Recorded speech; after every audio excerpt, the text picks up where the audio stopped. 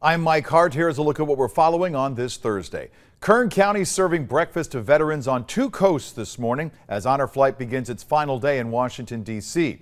And dozens of local vets who didn't make the trip gathered for their monthly breakfast at the Elks Lodge on the Garces Circle. Organizers and volunteers serving up a chance for these vets to share some stories and make new friends. 23 ABC's Veronica Morley helping out this morning.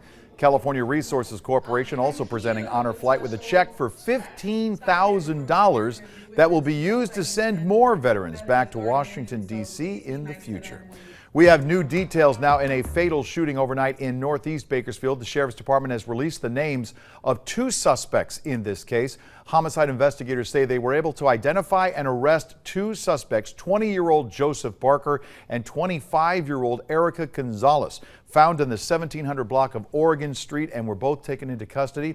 Officials say the two are believed to be responsible for the fatal shooting of an adult female near River Boulevard in Columbus at about 7:30 last night.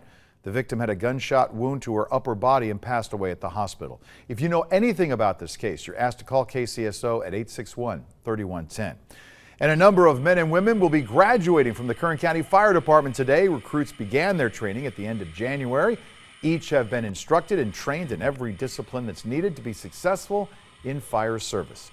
A ceremony and badge pinning event will take place at the Olive Drive Training Facility. A big congrats to all future firefighters. All right, let's take a moment now and get a check of our hot forecast for today.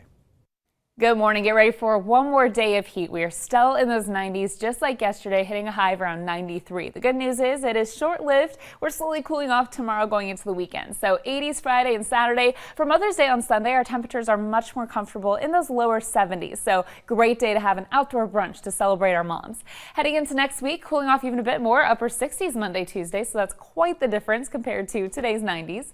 And then for our mountain communities, warm as well today in the 70s and 80s. But those temperatures also start dropping going into tomorrow and next week. On Saturday, we're in the 60s and 70s, 50s and 60s for Mother's Day out there, so actually a little chilly.